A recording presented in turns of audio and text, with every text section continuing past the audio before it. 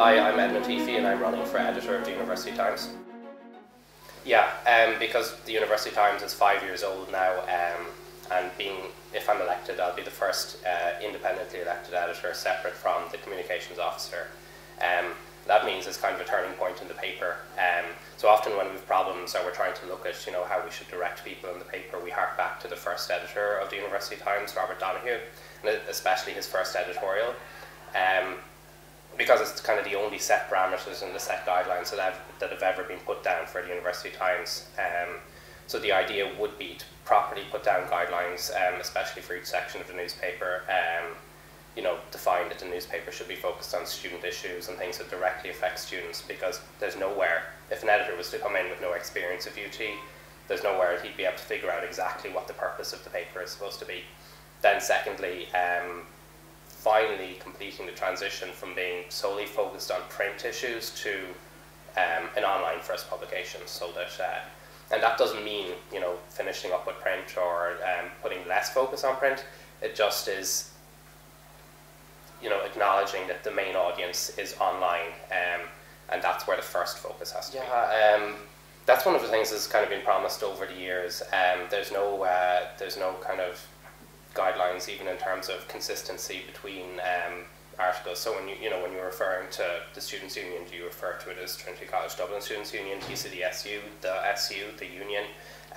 So there needs to be something that sets down that kind of thing for first-time writers, as well as guides on just how to write a news article, stuff like that. Yeah. Well, what happened last week was an unfortunate situation for everyone involved, and really embarrassing for the University Times, and we've apologised to all the parties involved. But had I been made aware of the stipulations surrounding that article, there's no way that article would have gone to print in the form it had. It was really written in good faith. But really the relationship that the University Times has with societies is on a much more granular level than say with the CSC or on an administrative level.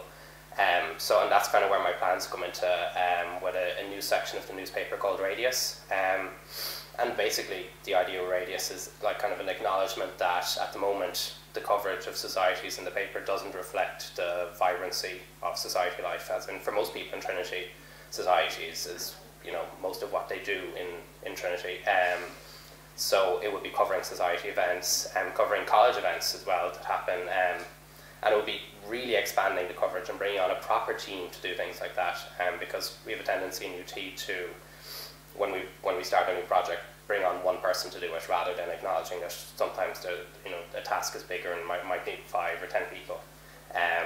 And then Radius would also cover things in the general radius of Trinity, so culture events, theatre events, anything in the art, life, culture sphere basically.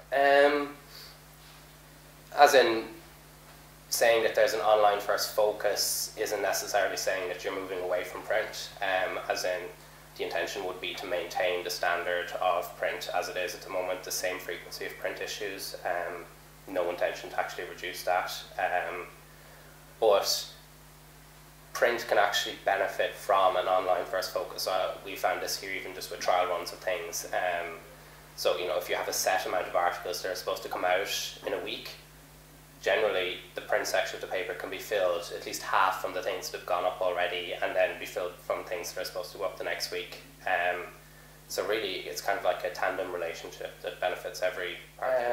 Well, actually, I really plan media expansion for UT, specifically with a podcast. UT already has a radio show, but it's not properly developed at all, and we don't have many listeners. And it's kind of a trend at the moment for podcasts. It's been described as the tipping point for podcasts.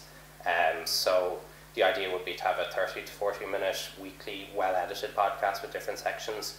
And again, you bring on a full team for that, so that it's it doesn't suffer from just the one person mantra, and you bring on a host, you bring on audio editors, etc. And that applies then to video expansion as well, because a lot of editors have promised video expansion, but again the same thing happens where only one person feels responsible for it, and that person generally probably has other duties and it never actually happens. So a lot of the plans are recognise the fact that you need more people to do these things. And I mean, in Trinity, there's so many talented film students, so many talented people with editing skills, and you know, we can bring them on to make them fully fledged sections of UT. Well, yeah, I think the University Times costs students too much. There's not enough effort made in terms of advertising to reduce how much the paper costs the Students' Union. And again, the plan will be to bring on a section of people who feel responsible for advertising in UT and bringing in the money, essentially. And the goal would be to significantly reduce the cost of the paper.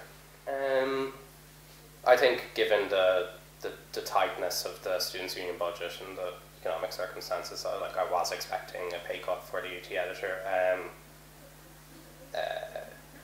It was kind of an odd one, because most of the current responsibilities of the communications officer tend to be the University Times.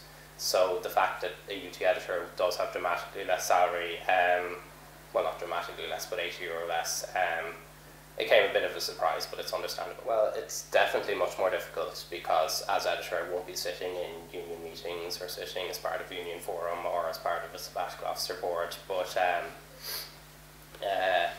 I think, given it's the first year, there'd be kind of a recognition on part of the sabbatical. I don't know, there'd still be a close relationship, because it is one of 6 positions, and I would probably know a lot of the sabbatical officers next year, you know, a lot of the candidates personally as well, so that will help.